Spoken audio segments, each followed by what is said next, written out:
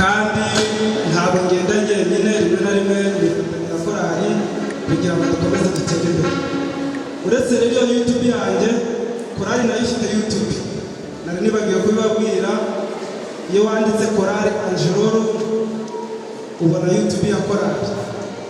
Instagram nari kwandika ayo magambo na Facebook. Mwese rero twabashishikariza kujya musura YouTube ya korali, mugasura YouTube yanjye n'izindi mbuga nkoranyambaga dukoresha kugira ngo dukomeze dusabane. Indirimbo rero nanateguye indirimbo ebyiri, ariko ngiye kuririmba indirimbo imwe kugira ngo tutarambirana, ahubwo korali ifashe kubashimira.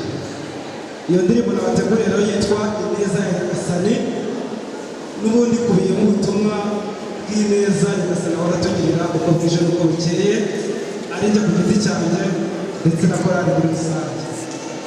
Badufashe rero kugira ngo iyo ndirimbo tuyibagezeho.